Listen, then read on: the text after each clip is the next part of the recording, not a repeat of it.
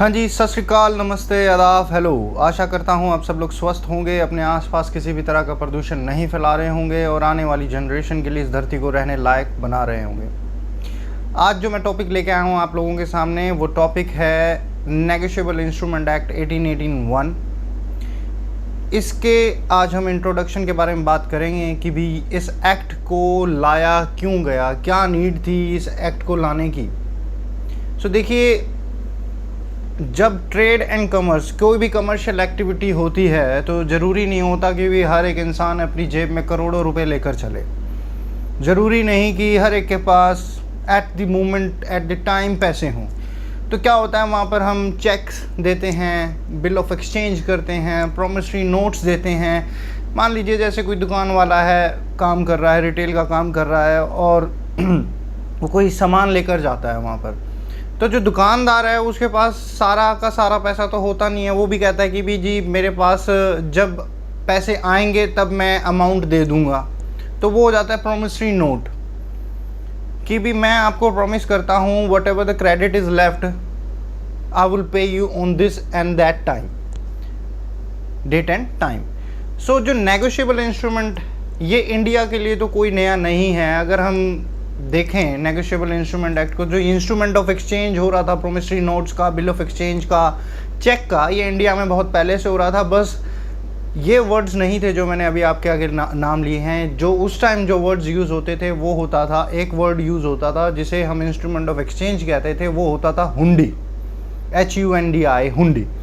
अब ये वर्ड जो है, ये वर्ड डिराइव किया गया है संस्कृत लैंग्वेज से और इसका मतलब है टू कलेक्ट करना।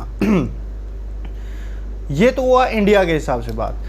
पर जो मोहम्मदन सॉवरन्स थे, जो मुस्लिम रूलर्स थे, जब हमारी कंट्री में आए, 14th सेंचुरी की बात है। कंट्री में तो बहुत पहले आ गए थे, बट 14th सेंचुरी की बात कर रहा हूँ। सबसे पहले मुस्लिम रूलर द्वारा पेपर मनी को इंट्रोड्यूस किया गया था इंडिया के अंदर फॉर दी कमर्शियल एक्टिविटीज़। पर जब 16th सेंचुरी के अंदर ब्रिटिशर्स आ जाते हैं इस देश के अंदर, तो क्या होता है, जो कमर्शियल एक्टिविटीज़ हैं ये अपनी पीक पे चली जाती हैं, हाईएस्ट चलने लग जाती हैं कमर्शियल एक्टिविटीज़। इंटरनेशनल ट्रेड हो रहा है, कंट्री के अंदर भी ट्रेड हो रहा है, बाहर भी ट्रेड हो रहा है। तो उस टाइम क्या होता था, जो ये आपने मूवी देखी हुई पायरेट्स ऑफ कैरिबियन, तो ये जो पायरेट्स होते हैं, जो समुद्री लुटेरे होते हैं, ये भी होते थे। जितना आपके पास पैसा उतना ही ज़्यादा आपके पास खतरा। तो उस टाइम क्या होता था, एक बिल ऑफ एक्सचेंज या प्रॉमिसरी नोट या चेक जैसे ऐसे डॉक्यूमेंट्स होते थे जिनको वो लेकर कैरी ऑन करते थे अपने साथ, और वही वो बिल ऑफ एक्सचेंज या चेक या प्रॉमिसरी नोट को देकर अपनी जो ट्रांजैक्शंस थे, मॉनेटरी ट्रांजैक्शन थे, उनको वो कंप्लीट करते थे। अगर कोई भी डिस्प्यूट अराइज होता था यूरोपियंस के बीच में, मतलब अगर गोरों के बीच में डिस्प्यूट अराइज हो रहा है, तो जो लॉ प्रिवेल करेगा वो प्रिवेल करेगा इंग्लैंड के नेगोशिएबल इंस्ट्रूमेंट एक्ट का। और जो इंडिया में अभी जो लॉ चल रहा है वो भी इंग्लैंड से ही लिया गया है, नेगोशिएबल इंस्ट्रूमेंट एक्ट 1881। अब जब भी डिस्प्यूट हो रहा है यूरोपियंस का, तो चल रहा है जो इंग्लैंड के अंदर जो लॉ प्रिवेल कर रहा है उसके अकॉर्डिंग डिस्प्यूट्स को सेटल अप किया जाएगा। और अगर वहीं पर डिस्प्यूट है हिंदू और मुस्लिम के बीच में किसी भी मॉनेटरी ट्रांजैक्शन को लेकर, in their commercial activities, in their businesses, तो वहाँ पर जो लॉ है वो यूज़ होगा जो उनके कस्टम एंड यूजेस के अंदर था। क्योंकि ना ही इंडियन जो हिंदू बुक्स हैं और ना ही जो मुस्लिम बुक्स हैं उसके अंदर ये बता रखा इंस्ट्रूमेंट ऑफ एक्सचेंज के बारे में कोई भी लॉ नहीं था।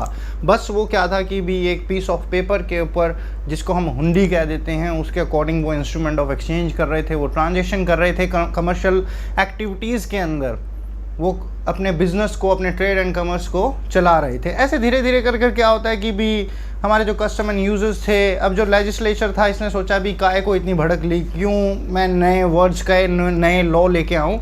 तो जो लेजिस्लेचर था इसने क्या करा कि भी ज़्यादा छेड़खानी ना करते हुए जो कस्टम एंड यूजर्स थे उसी को लेकर एक एक्ट लेके आए, नेगोशिएबल इंस्ट्रूमेंट एक्ट। और ये कहा कि भी जो प्रॉमिसरी नोट है, बिल ऑफ एक्सचेंज है और जो चेक हैं, ये तो नेगोशिएबल इंस्ट्रूमेंट होंगे ही होंगे, पर इससे पहले अगर कोई भी इंस्ट्रूमेंट ऑफ एक्सचेंज अगर यूज़ किया जा रहा था for commercial activities, in that case वो भी प्रिवेल करेंगे इस एक्ट के अंदर।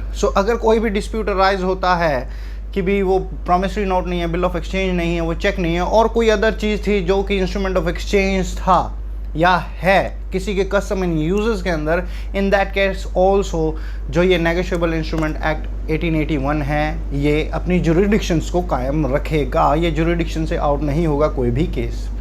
सो ये था इंट्रोडक्शन नेगोशिएबल इंस्ट्रूमेंट एक्ट 1881 का कि भी क्यों लेकर आया गया इस एक्ट को।